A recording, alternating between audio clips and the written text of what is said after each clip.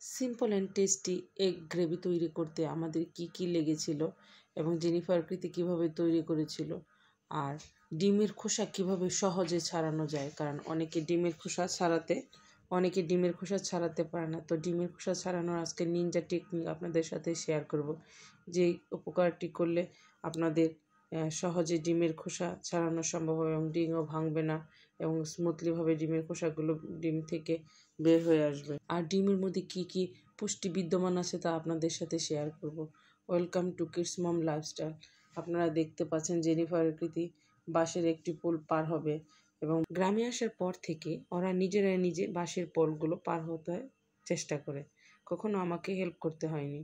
একটু একটু সাহায্য করার পর ওরা বুঝে গেছে কীভাবে বাঁশগুলোকে পার হতে হয়। তো হাতে ধরে ধরে ওরা এইভাবে পার হতে থাকে। আর ওদের মধ্যে আলাদা একটা আত্মবিশ্বাস তৈরি হয় যে ওরা যে কোনো কাজ সহজেই করতে পারে। তো আমরা দোকানে চলে এসেছি, এখন দোকান থেকে ওরা কী নেবে সেটা ভাবছে। ওরা ফার্স্টে ডিম নিল এবং সাথে খাওয়ার জন্য মুখরোচক কিছু নিল। যে ওরা ছোট থেকে ওদের যা দিয়ে তাতে ওরা স্যাটিসফাই, কখনো দামি কিছু বা যেটা নাগালের বাইরে এরকম কিছু কখনো আবদার করে না। আমি ওদেরকে এইভাবেই তৈরি করেছি যে সামান্য কিছুতে কিভাবে খুশি হতে হয়।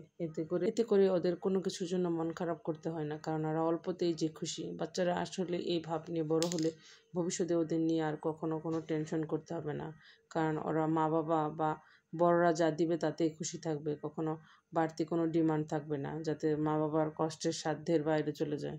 যেহেতু কৃতির বয়স 2 বছর প্লাস, জেনিফারের বয়স 4 বছর প্লাস, তো ওদের মধ্যে বয়সের ভেদটা যেমন একটা নেই, ওদের আচার আচরণের মধ্যে অনেকটা মিল। অনেকে আমাকে অনেক সময় প্রশ্ন করে ওরা যমজ কিনা।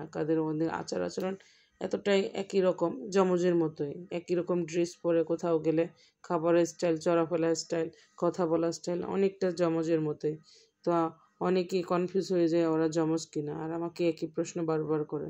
ওরা একে অপরকে এতটাই ভালোবাসে, কিছুক্ষণের জন্য একজন যদি আরেকজনকে দেখতে না পায় তখন আমাকে এসে প্রশ্ন করে মা দিদি কোথায়, আর জেনিফার প্রশ্ন করে মা বোন কোথায়। তো ওদের এই ভালোবাসাগুলো আপনারা সব ক্ষেত্রেই দেখতে পাবেন, প্রত্যেকটা ভিডিওতে দেখতে পারবেন। ওরা যথেষ্ট যত্ন সহকারে কাজ করে। যে কাজটাই করুক না কেন, ওরা কাজের মধ্যে ভালোবাসার বহিঃপ্রকাশটা থাকে। আপনারাও আপনাদের বাচ্চাদের এভাবে শেখাতে পারেন, যে কোনো কাজ, যে কোনো ছোটো কাজই তারা যেন ভালোবেসে যত্ন সহকারে করে। এই ভাবগুলো তাদের মধ্যে যদি ছোটো থেকেই তৈরি হয়, তাহলে বড় হলে তারা যে কোনো কাজ করবে সেটার মধ্যে অবশ্যই ভালোবাসা উপস্থিতি থাকবে। আর যে কোনো কাজের মধ্যে যদি ভালোবাসা থাকে তখন কাজটা আরও দ্বিগুণ সুন্দর হয়। দেখুন ওরা কীভাবে কি সুন্দর করে ডিম খোসা ছাড়াচ্ছে।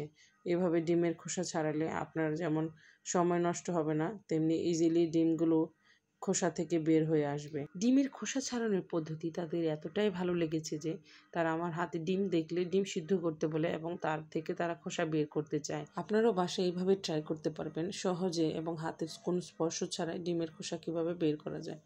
তো ডিমের মধ্যে পর্যাপ্ত পরিমাণ প্রোটিন থাকে, যা আমাদের শরীরের বিভিন্ন ধরনের ঘাটতি পূরণ করে।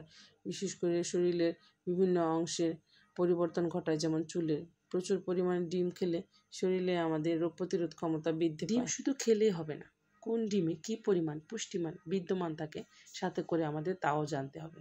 যেমন দেশি মুরগির ডিমে প্রোটিনের পরিমাণ অনেক বেশি থাকে, ফার্মের মুরগির ডিমেও থাকে। তবে ফার্মের মুরগির ডিমের কুসুমের অংশ যদি হলুদের পরিমাণ বেশি থাকে, তবে সেখানে পর্যাপ্ত পরিমাণ পুষ্টিমান বিদ্যমান থাকে। তো আপনাদের উচিত বাচ্চাদের প্রতিদিন খাদ্য তালিকায় একটি করে ডিম রাখা, কারণ ডিমে তাদের অনেক ঘাটতি পূরণ করতে সহায়তা করে।